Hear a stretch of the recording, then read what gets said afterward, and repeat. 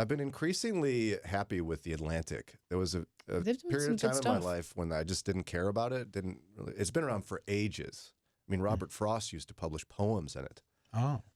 But they've been very good lately, and they have someone arguing that we need to take ourselves on a date. And we're going to get to what that means in a few minutes here. But I want to start with that presupposition I gave you before. If I were to tell you got to drop the phone and go out for dinner by yourself, what happens inside your brain when you hear that assignment, Ron? A big question mark. Why? By myself? Leave Dana at home? Yeah. It'd be Ron going out to eat, to enjoy a meal, and be by himself for a bit. I would be more inclined to do that, like if Dana was out of town, or perhaps she's at some event, like maybe she's at Renew, and, well, I'd probably be there too. But Would you do it, though? I mean, is that something you would do? I could. But I'd be more a politician? I'd be more likely to think, okay, why am I going to spend $25 or $30 okay. on a meal by myself There it is. when we got food in the refrigerator? It's a financial problem. Okay, how do I solve that? Well, let's just say Lauren gave you a gift card. Yeah. Here's a gift card, Ron. Dana's out of town for the Thank year. you, Lauren. You're welcome. And you've got to use the gift card in this year that she's out of town. So, Wow. I would be quite lonely. She's gone for a whole year. well, I'm trying to come up with scenarios where Ron would actually go out. So, is this something would you use the gift card, or would you just go, I don't want to go eat by myself? It's too No, weird. I would use it. You do that? Okay. Yeah. Yeah. Has to be a sit-down restaurant, by the way. I'm going to change the rules in the middle of it. You're not going to McDonald's. Oh, sheesh. You're not going to sit Yeah. in the car and eat. You're going to go to a restaurant where there's a server and you order. I was thinking Applebee's in my mind. It's real that's close nice. to home. You'd get a Bourbon Street steak in an Oreo shake with some I whipped probably cream would. on the top, too. That was a song. Don't you remember? No, Applebee's. Don't know it, but the My food kids sounds listen to good. it. I know it real well, as you can tell. Lauren, I have done this before. on purpose. Yes. Why? I needed some time by myself. So I went to a restaurant that I could walk to. And I walked there and I sat by myself. You have an and I took a book. unusual level of self-confidence, I think, though. But you took a book. Yeah, I took a book Why? because I didn't want to be on my phone. I didn't want to be connected. I didn't want people to find me. Yeah, so you wanted something to scream out, don't talk to me. No, not like, I didn't want people to like text me or like call me. I didn't want to be, attached. Gotcha. I wanted time by myself. Is this something you do regularly? No, You have done it. I have done it. Okay. Daria? Yeah, I've also done this. I went to my favorite restaurant, brought a book, treated myself to some dessert. It was a nice time. You guys are all weird. I don't think this is normal. Do you think it's normal? I don't think it's normal. I don't see it often, but I don't think it's that unusual. There's a restaurant. What is it? Can't remember. We've gone there a couple times for breakfast, and there's a man that sits there, I think, almost every day. And he gets breakfast every day by himself. And he talks with the wait staff, but he's just by himself. So research, according to The Atlantic, has found that people tend to assume they'll appear lonely if they're seen doing a pleasurable activity such as dining out, as opposed to a practical one such as running errands, alone. And their interest in the activity decreases as a result. One communications professor at the University of Washington said that some of her students pretend to be on the phone when they're walking by themselves. They're afraid, they've told her, of looking like they don't have friends. Oh, my. Wow. See what I mean by you guys are weird? I feel like we're not a normal group here. I feel like this is a new problem, though, because we're so connected all the time. I don't think previous generations have worried about, oh, I'm going to look like a loser if I'm walking by myself. Right. Yeah, that's an odd thing to think. I think what's different is the question you asked is about a restaurant. And I think because we've made food and going out to eat such a communal thing, I think that's why it feels worse. But like just walking down a street, no one thinks that you're lonely because you're walking down a street by yourself. You're going to or from work or from a store or something. If you're thinking this, I'm sorry, you are very preoccupied with yourself. Yeah. I promise you no one else is looking at you or thinking about you and going, what a loser. Yeah. I mean, when I was a teenager, I might have looked at somebody, some punk teenager. Look at that guy over there eating alone. What a loser. Yeah, well, teenagers are weird. So They also call people that are pregnant watermelon belly. exactly. So Right. that is pretty weird. Yeah. My son and his girlfriend at the time, a few years back, they went to a fast food restaurant and saw an older gentleman sitting by himself. So when they got their food, they asked if they could sit with him and struck up a Aw. conversation. And he said it was really insightful. He shared some of his life story with them, and they really enjoyed it. So That's nice. Super nice. But again, I think that's the exception. yeah, Your son's exceptional. You know this. yes, of course, he's my son. So, and we'll have to get into this more in a minute, but the presupposition of the author here is that there's an American cultural phenomena that we're okay being alone as long as we're being productive. But we tend to save our pleasurable activities for groups. Like if you're going to go to a restaurant, you go with someone. You're going to go to a movie, you go with someone. Mhm. The idea of doing something fun by yourself is not a common American idea. Mhm. You're agreeing with this, Lauren. I think so. Daria, you're thinking. I'm not sure. Well, let's do this. We're going to talk about it more. We're going to hear more of their theory, and then we're going to talk about the value of this. Because in my experience, I really don't do many fun things by myself. I do like productive things by myself. Like yesterday, where I have a project in the shed that I'm doing. So I pulled nails out of the Ooh. walls for like an hour and a half. Very productive. See, I'm a very good American. I'm very productive. I had a nice time. I put music on, but it wasn't a pleasurable activity. Pulling nails out of 2x4s, it's not fun. I've always known we're kind of a weird bunch, but I think it was accentuated today a bit. Where most of us, it sounds like, would be okay taking ourselves out on a date, going out to do something fun without anybody else around. Yeah, when I lived in Chicago, I did it often. There's a place called Secret Park I went to a lot. Did you call it Secret Park? Yeah, I called it Secret Park. I didn't think it was actually called No. that. Was there because no one was there?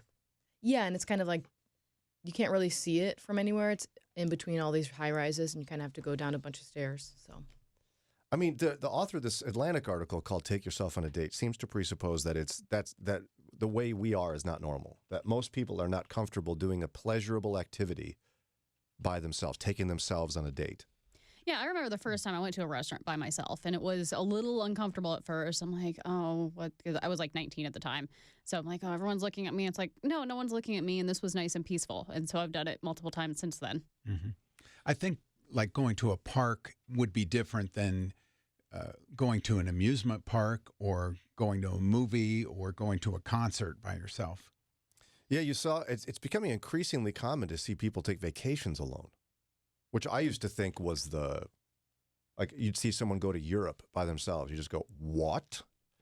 Mm. I mean, to me, part of something like that is it's more fun to share an experience Exactly. sometimes than it is to actually experience it. But, okay, so here's the picture the author paints. He says, recently I started a weekly ritual. I walk from my office to the movie theater where I slip into a back row and slouch down in the darkness.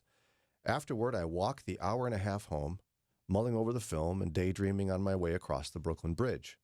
I don't need to formulate a coherent take or tell anyone my thoughts at all. It's just me and the occasional passerby and the skyline melting into the water. The night is a perfect bite of quasi-solitude. I get the quiet of my own mind, but also the sputter of cars, the swell of the movie soundtrack, the energy of strangers. I'm part of the world. I'm not alone.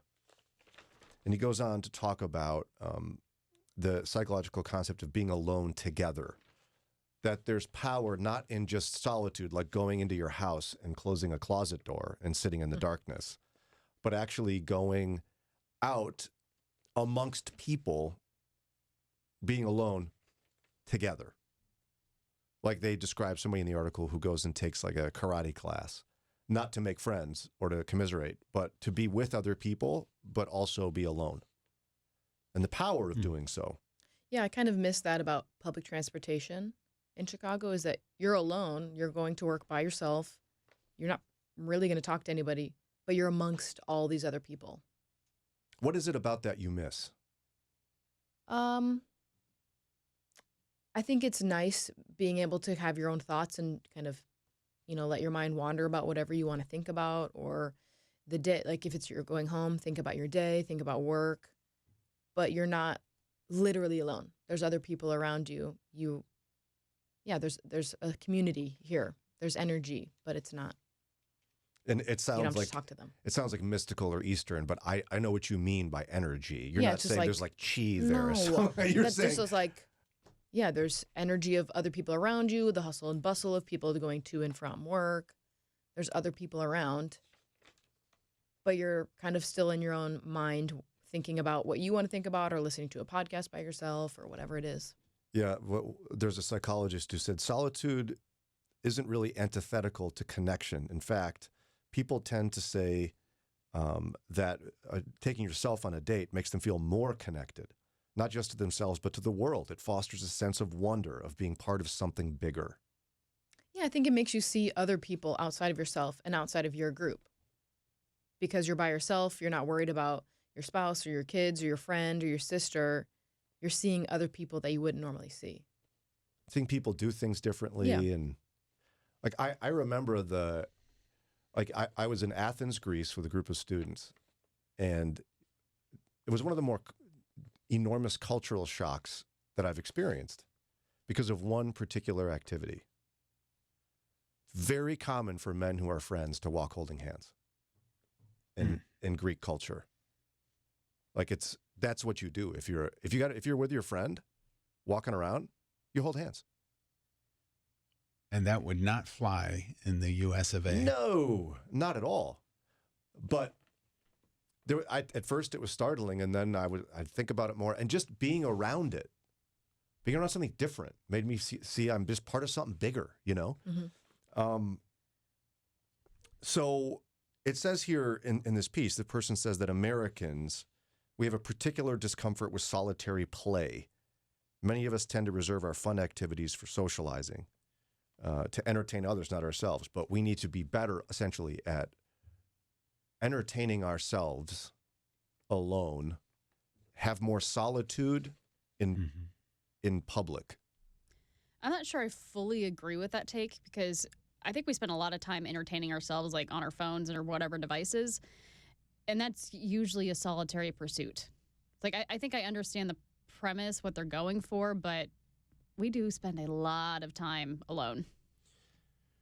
I agree with you, but I think we're also getting to a point. I wondered yesterday, this is so meta, but I was sitting, I got lost in my phone for a minute looking at videos. And I finished and I got disgusted. I was like, what am I doing? Yeah. How much time have I just wasted? Yeah. What a total waste. Yeah. And I wonder how much society is getting to that point where we, like one of my younger sons will occasionally, I'll be like, hey, do you have your phone with you? No. Be like, what?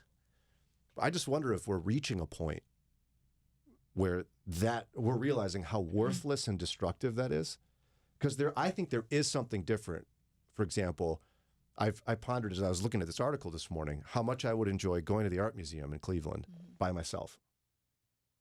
Because I can go at my own pace and look at pieces of art that I like. You can look at all the plaques without Sarah pushing you along. Yeah, because she doesn't want me to stop and read the plaques.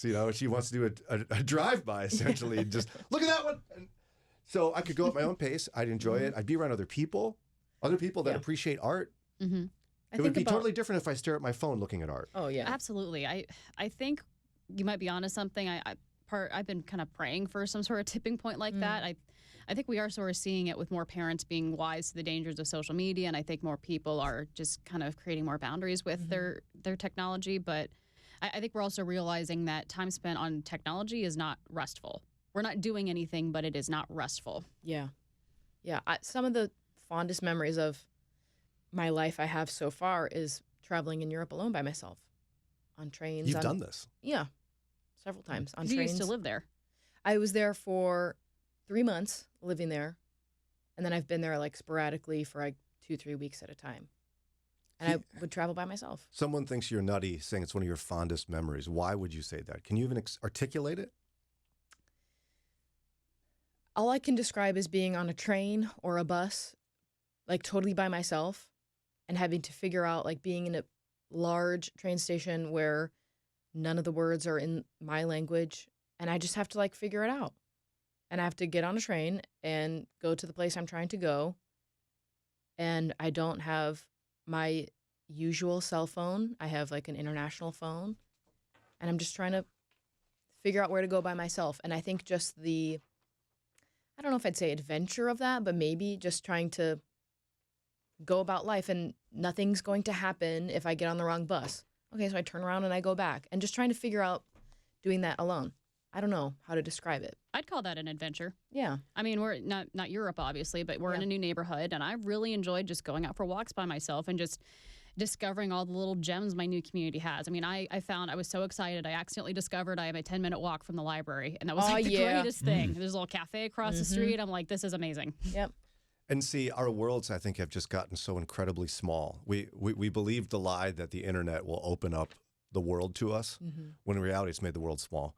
People sit in their homes on their couches and they hear comments from people they agree with. And they watch videos from people they agree with. The world gets small, small, small, small, small. And the word that I really, or the phrase I grabbed onto in here, which I think as followers of Christ we can really appreciate, is a sense of wonder. We talked about an article months ago from Russell Moore where he talked about we've lost our sense of wonder. And I think he's right. There's a measure at which we need to appreciate the bigness of the world around us and the differences in people around us to really, I think, fully appreciate God's power. And I think we're losing it. I'm even sitting here going, I would do better if I wanted to listen to a podcast. Just go sit in a coffee shop and do it. Yeah. I think there's something about about how being this energy you talk about, being around others and movement and action. Seeing other people do their routines. There's just something about it. Would you say that's God's power in display in some way? Yeah, because you see, you see like life outside of yourself. You see that God is more than just in like just your life. That He's working in other places too. Yeah, seeing life outside of yourself. This is what we need much more of. I need more of that. Me too. And there's something beautiful about it. You know what, Brian? I'm going to take you out. You and I are going to go hang out, buddy. Favorite three people, me, myself, and I.